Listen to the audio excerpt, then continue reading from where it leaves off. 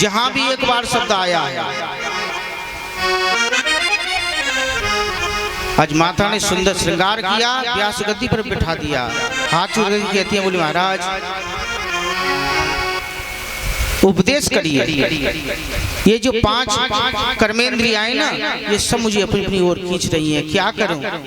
कैसे मन कृष्ण के चरणों में लगाऊं? कैसे मन कृष्ण के चरणों में लगे, ये मुझे बताइए। ये जो 5 कर्मेंद्रियां हैं, ये सभी मुझे अपनी ओर खींच रही हैं। कान कहते हैं सुंदर संगीत सुनो, आंख कहती है सुंदर दृश्य देखो, और जो सबसे खतरनाक जो इंद्रिय है ना, जीभ, ये कहती है कि सुंदर पकवान खाया जाए।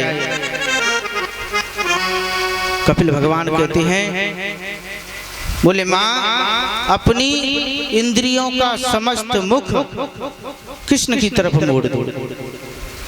अगर जीभ कहती है कि सुंदर पकवान खाना है, तो उन पकवानों का सबसे पहले भोग ठाकुर जी को लगाओ, उसके बाद आप पाओ। यानी जीभ को वस्तु तो मिली, लेकिन ठाकुर जी के द्वारा वो वस्तु प्राप्त हुई। बहुत विस्तार है, इसको सांख्य योग बोलते हैं। भागवत में इसको सांख्य योग बोलते हैं, कपिल गीता। माता कहती है, बोले माँ जीव को वस्तु तो मिली, लेकिन ठाकुर जी से संबंध करके मिली। देवहूति कहती है, बोले प्रभु जीव को तो बड़ा सुख मिलता होगा, जब ये जीव इस संसार में आता है, उससे पहले भी इसको सुख मिलता होगा जब माँ के गर्भ में है। कपिल भगवान कहती है, बोले माँ सही कह रहा हूँ आपसे, गर्भवास सकम समम दुखम न भूतो न भविष्यति।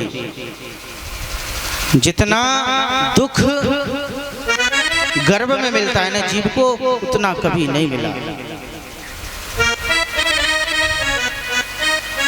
कपिल भगवान कहते हैं, बोले माँ जब ये जीव अपनी माँ के गर्भ में 1 दिन का होता है तो बहुत सूक्ष्म होता है।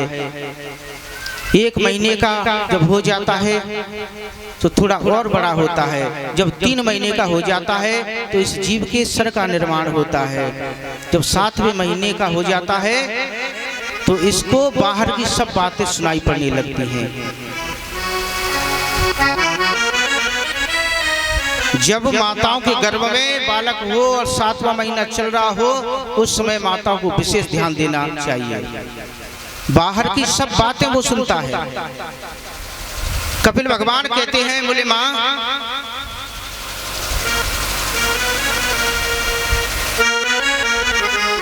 ये जो जीव है जैसे ही 8वें महीने में पहुंचता है, इसको अपने जन्म जन्मांतर के कर्म याद आते हैं। देवहूति कहते हैं, बोले इसको बहुत सुख मिलता होगा, अंदर न गर्मी है न सर्दी है। कपिल भगवान कहते, बोले नहीं माँ, सुख कैसा? माता कोई चटपटी वस्तु का आहार कर ले, कोई गर्म चीज या गर्म दूध है, चाय है, वो सेवन कर ले तो इसको बड़ी तकलीफ होती है। 9वां महीना होते होते इसको अपने जन्म जन्मांतर के कर्म याद आते हैं। भगवान से प्रार्थना करता है, बोले प्रभु ऐसा भजन करूंगा कि दोबारा इस गर्भ में नहीं आना पड़े। भगवान कहते हैं, बोले जब तक गर्भ में है तभी तक तू मेरी सेवा कर रहा है, तभी तक प्रार्थना कर रहा है, बाहर आते ही मुझे भूल जाएगा। जीव कहता है, बोले नहीं, बोले प्रभु एक बार इस गर्भ से बाहर निकाल लो, ऐसा भजन करूंगा कि दोबारा इस गर्भ में नहीं आना पड़े। जैसे ही प्रसव वायु का वेग आया और जैसे ही ये जीव गर्भ से बाहर आया,